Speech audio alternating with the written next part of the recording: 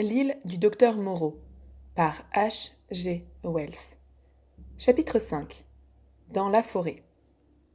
Je m'avançai à travers les broussailles qui revêtaient le talus, derrière la maison, ne me souciant guère de savoir où j'allais. Je continuai, sous un épais et obscur taillis d'arbres, au tronc droit, et me trouvai bientôt à quelque distance sur l'autre pente, descendant vers un ruisseau qui courait dans une étroite vallée. Je m'arrêtai pour écouter. La distance à laquelle j'étais parvenu, où les masses intermédiaires des fourrés amortissaient tous les sons qui auraient pu venir de l'enclos. L'air était tranquille. Alors, avec un léger bruit, un lapin parut et décampa derrière la pente. J'hésitai et m'assis au bord de l'ombre. L'endroit était ravissant. Le ruisseau était dissimulé par les luxuriantes végétations de ses rives, sauf en un point où je pouvais voir les reflets de ses eaux scintillantes. De l'autre côté, j'apercevais, à travers une brume bleuâtre, un enchevêtrement d'arbres et de lianes, au-dessus duquel surplombait le bleu lumineux du ciel. Ici et là, des éclaboussures de blanc et d'incarnat indiquaient des touffes fleuries d'épiphytes rampants. Je laissai mes yeux errer un instant sur ce paysage, puis mon esprit revint sur les étranges singularités de l'homme de Montgomery. Mais il faisait trop chaud pour qu'il fût possible de réfléchir longuement. Et bientôt, je tombai dans une sorte de torpeur, quelque chose entre l'assoupissement et la veille. Je fus soudain réveillé, je ne sais au bout de combien de temps, par un bruissement dans la verdure de l'autre côté du cours d'eau. Pendant un instant, je ne pus voir autre chose que les sommets agités des fougères et des roseaux. Puis, tout à coup, sur le bord du ruisseau parut quelque chose.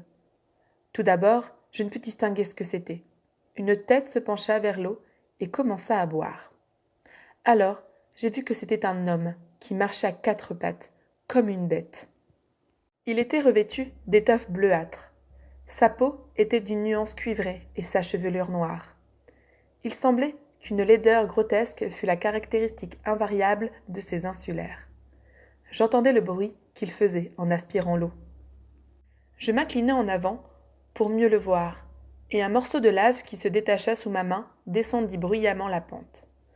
L'être leva craintivement la tête et rencontra mon regard, immédiatement. Il se remit sur pied et, sans me quitter des yeux, se mit à s'essuyer la bouche d'un geste maladroit. Ses jambes avaient à peine la moitié de la longueur de son corps. Nous restâmes ainsi, peut-être l'espace d'une minute, à nous observer, aussi décontenancés l'un que l'autre. Puis, il s'esquiva parmi les buissons, vers la droite, en s'arrêtant une fois ou deux pour regarder en arrière, et j'entendis le bruissement des branches s'affaiblir peu à peu dans la distance. Longtemps après qu'il eut disparu, je restai debout, les yeux fixés dans la direction où il s'était enfui. Je ne pus retrouver mon calme assoupissement. Un bruit derrière moi me fit tressaillir, et, me tournant tout à coup, je vis la queue blanche d'un lapin qui disparaissait au sommet de la pente. Je me dressai d'un bond. L'apparition de cette créature grotesque et à demi bestiale avait soudain peuplé pour mon imagination la tranquillité de l'après-midi. Je regardai autour de moi, tourmenté et regrettant d'être sans armes. Puis l'idée me vint que cet homme était vêtu de cotonnade bleue, alors qu'un sauvage eût été nu. Et d'après ce fait, j'essayai de me persuader qu'il était probablement d'un caractère très pacifique, et que la morne férocité de son aspect le calomniait. Pourtant cette apparition me tourmentait grandement. Je m'avançai vers la gauche, au long du talus, attentif et surveillant les alentours entre les troncs droits des arbres. Pourquoi un homme irait-il à quatre pattes et boirait-il à même le ruisseau? Bientôt, j'entendis de nouveaux gémissements et, pensant que ce devait être le puma, je tournai dans une direction diamétralement opposée. Cela me ramena au ruisseau que je traversai, et je continuai à me frayer un chemin à travers les broussailles de l'autre rive. Une grande tache d'un rouge vif sur le sol attira soudain mon attention, et, m'en approchant, je trouvai que c'était une sorte de fongosité, à branches rugueuses, comme un lichen foliacé, mais se changeant, si l'on y touchait, en une sorte de matière gluante. Plus loin, à l'ombre de quelques fougères géantes, je tombai sur un objet désagréable. Le cadavre encore chaud d'un lapin, la tête arrachée et couvert de mouches luisantes. Je m'arrêtai, stupéfait, à la vue du sang répandu. L'île, ainsi, était déjà débarrassée d'au moins un de ses visiteurs. Il y avait alentour aucune autre trace de violence. Il semblait que la bête eût été soudain saisie et tuée, et tandis que je considérais le petit cadavre, je me demandais comment la chose avait pu se faire. La vague crainte dont je n'avais pu me défendre depuis que j'avais vu l'être, à la face si peu humaine, boire au ruisseau, se précisa peu à peu. Je commençais à me rendre compte de la témérité de mon expédition parmi ces gens inconnus. Mon imagination transforma les fourrés qui m'entouraient. Chaque ombre devint quelque chose de plus qu'une ombre, fut une embûche. Chaque bruissement devint une menace. Je me figurais à trépied par des choses invisibles. Je me résolus de retourner à l'enclos, faisant soudain demi-tour. Je pris ma course, une course forcenée, à travers les buissons, anxieux de me retrouver dans un espace libre. Je ralentis peu à peu mon allure, et m'arrêtai juste au moment de déboucher dans une clairière. C'était une sorte de trouée, faite dans la forêt, par la chute d'un grand arbre. Les rejetons jaillissaient déjà de partout, pour reconquérir l'espace vacant. Et au-delà se refermaient de nouveau les troncs denses, les lianes entrelacées, et les touffes de plantes parasites et de fleurs. Devant moi, accroupis sur les débris fougueux de l'arbre, et ignorant encore ma présence, se trouvaient 3 créatures grotesquement humaines. Je pus voir que 2 étaient des mâles, et l'autre une femelle. À part quelques haillons d'étoffe écarlate autour des hanches, ils étaient nus, et leur peau était d'un rose foncé et terne que je n'avais encore jamais remarqué chez aucun sauvage. Leur figure grasse était lourde et sans menton, avec le front fuyant, et sur la tête, une chevelure rare et hérissée. Je n'avais jamais vu de créature à l'aspect aussi bestial. Elles causaient, ou du moins l'un des mâles parlait aux 2 autres, et tous 3 semblaient être trop vivement intéressés pour avoir remarqué le bruit de mon approche. Ils balançaient, de gauche à droite, leurs têtes et leurs épaules. Les mots me parvenaient embarrassés et indistincts. Je pouvais les entendre nettement, sans pouvoir en saisir le sens. Celui qui parlait me semblait réciter quelques baragouins inintelligibles. Bientôt, il articula d'une façon plus aiguë, et, étendant les bras, il se leva.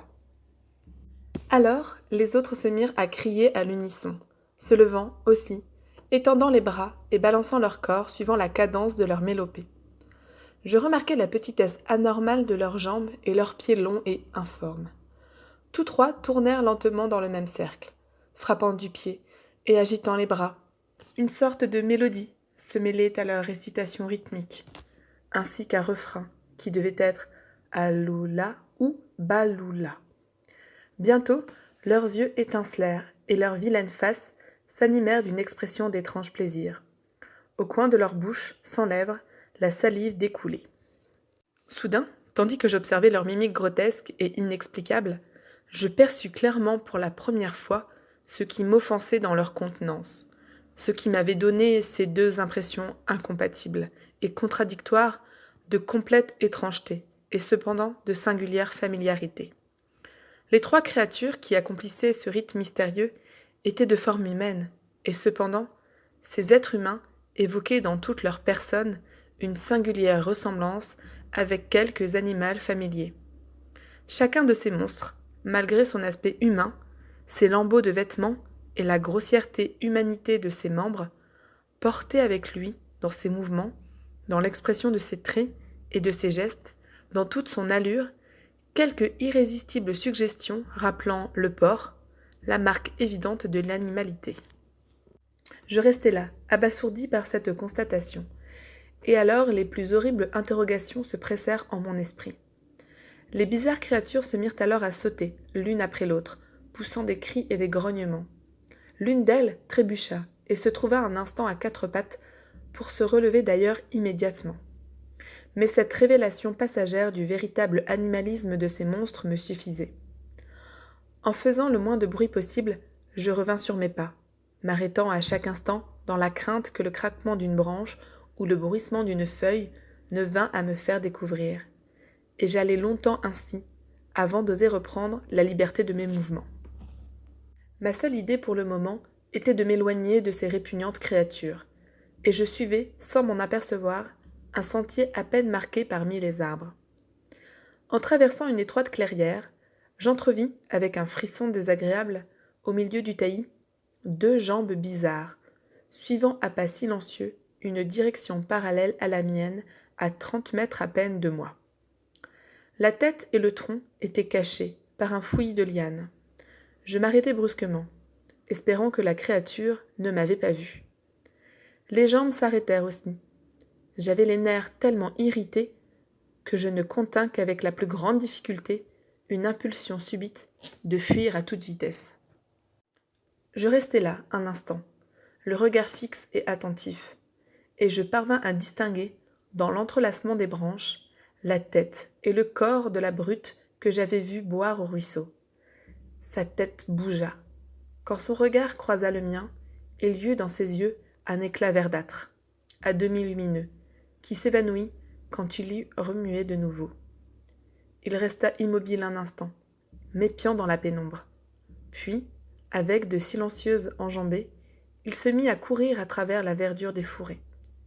L'instant d'après, il avait disparu derrière les buissons. Je ne pouvais le voir, mais je sentais qu'il s'était arrêté et m'épiait encore. Qui diable pouvait-il être, homme ou animal? Que me voulait-il? Je n'avais aucune arme, pas même un bâton. Fuir eût été folie. En tout cas, quel qu'il fût, il n'avait pas le courage de m'attaquer. Les dents serrées, je m'avançai droit sur lui. Je ne voulais à aucun prix laisser voir la crainte qui me glaçait. Je me frayai un passage à travers un enchevêtrement de grands buissons à fleurs blanches, et aperçus le monstre à 20 pas plus loin. Observant par-dessus son épaule, hésitant, je fis 2 ou 3 pas en le regardant fixement dans les yeux. « Qui êtes-vous » criai-je. Il essaya de soutenir mon regard. « Non » fit-il tout à coup, et tournant les talons, il s'enfuit en bondissant à travers le sous-bois. Puis, se retournant encore, il se mit à mes pieds. Ses yeux brillaient dans l'obscurité des branchages épais. Je suffoquais, sentais bien que ma seule chance de salut était de faire face au danger, et résolument je me dirigeai vers lui. Faisant demi-tour, il disparut dans l'ombre. Je crus une fois de plus apercevoir le reflet de ses yeux, et ce fut tout. Alors seulement, je me rendis compte que l'heure tardive pouvait avoir pour moi des conséquences fâcheuses. Le soleil, depuis quelques minutes, était tombé derrière l'horizon. Le bref crépuscule des tropiques fuyait déjà de l'Orient. Une phalène, précédant les ténèbres, voltigeait silencieusement autour de ma tête. À moins de passer la nuit au milieu des dangers inconnus de la forêt mystérieuse, il fallait me hâter pour rentrer à l'enclos. La pensée du retour à ce refuge de souffrance m'était extrêmement désagréable, mais l'idée d'être surpris par l'obscurité et tout ce qu'elle cachait l'était encore davantage. Donnant un dernier regard aux ombres bleues qui cachaient la bizarre créature, je me mis à descendre la pente vers le ruisseau, croyant suivre le chemin par lequel j'étais venu. Je marchais précipitamment, fort troublé par tout ce que j'avais vu, et je me trouvai bientôt dans un endroit plat, encombré de troncs d'arbres abattus. L'incolore clarté qui persiste après les rougeurs du couchant s'assombrissait. L'azur du ciel devint de moment en moment plus profond. Et, une à une, les petites étoiles percèrent la lumière atténuée. Les intervalles des arbres, les trouées dans la végétation, qui, de jour, étaient d'un bleu brumeux, devenaient noirs et mystérieux. Je poussai en avant. Le monde perdait toute couleur. Les arbres dressaient leurs sombres silhouettes contre le ciel limpide, et tout au bas, les contours se mêlaient en d'informes ténèbres. Bientôt les arbres s'espacèrent et les broussailles devinrent plus abondantes. Ensuite, il y eut une étendue désolée, couverte de sable blanc, puis une autre de taillis enchevêtrés. Sur ma droite, un faible bruissement m'inquiétait. D'abord, je crus à une fantaisie de mon imagination, car chaque fois que je m'arrêtais, je ne percevais dans le silence que la brise du soir agitant la cime des arbres. Quand je me remettais en route, il y avait un écho persistant à mes pas. Je m'éloignai des fourrés, suivant exclusivement les espaces découverts et m'efforçant, par de soudaines volte-face, de surprendre, si elle existait, la cause de ce bruit. Je ne vis rien, et néanmoins la certitude d'une autre présence s'imposait de plus en plus. J'accélérai mon allure, et, au bout de peu de temps, j'arrivai à un léger monticule. Je le franchis, et me retournant brusquement, je regardai avec grande attention le chemin que je venais de parcourir.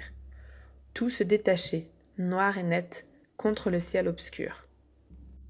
Bientôt, une ombre informe parut momentanément contre la ligne d'horizon et s'évanouit.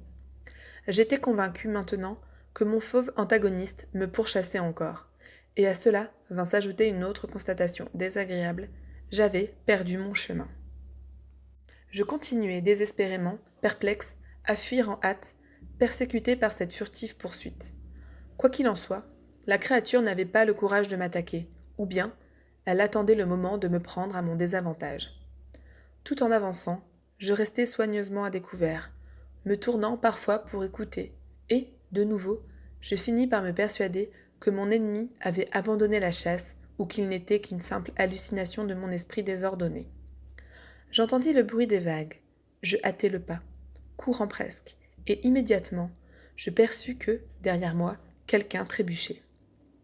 Je me retournai vivement, tâchant de discerner quelque chose entre les arbres indistincts. Une ombre noire parut bondir dans une autre direction.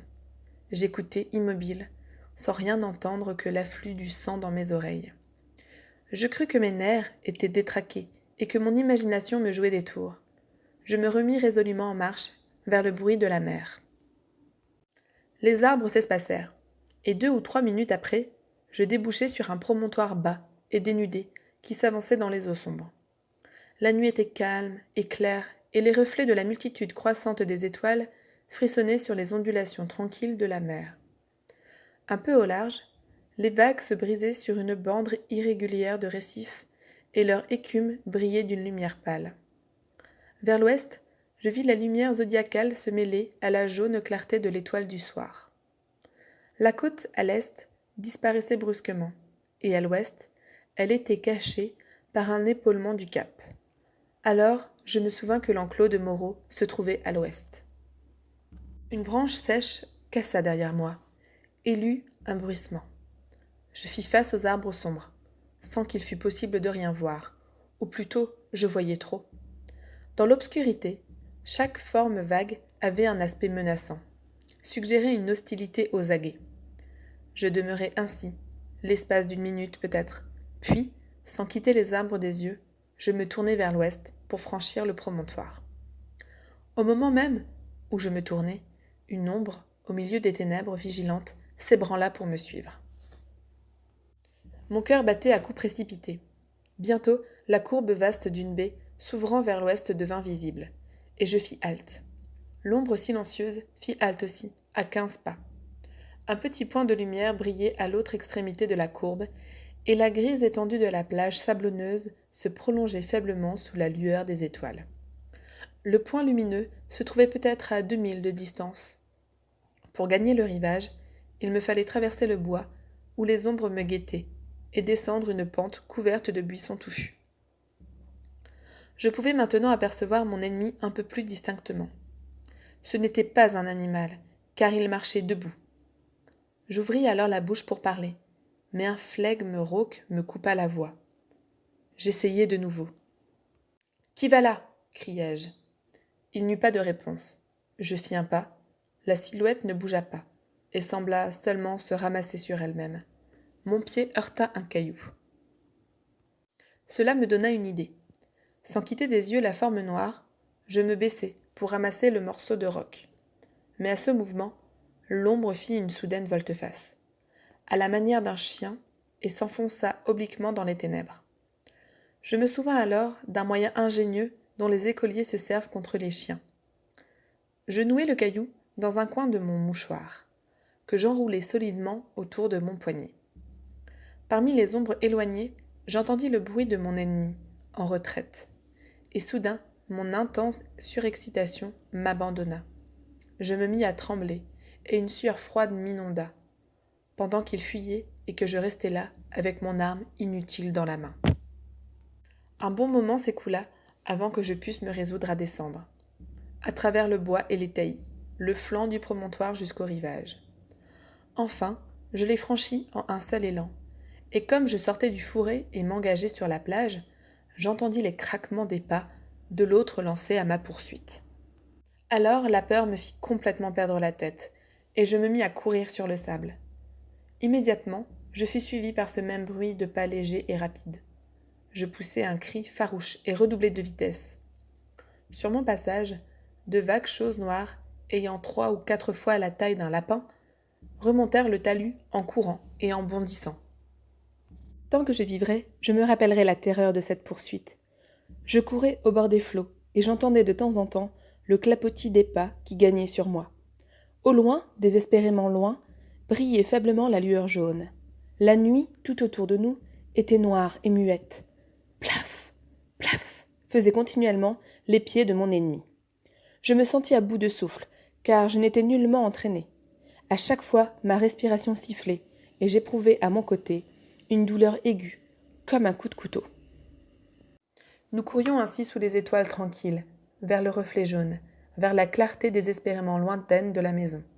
Et bientôt, avec un réel soulagement, j'entendis le pitoyable gémissement du puma, ce cri de souffrance qui avait été la cause de ma fuite et m'avait fait partir en exploration à travers l'île mystérieuse. Alors, malgré ma faiblesse et mon épuisement, je rassemblai mes forces et me remis à courir vers la lumière. Il me sembla qu'une voix m'appelait.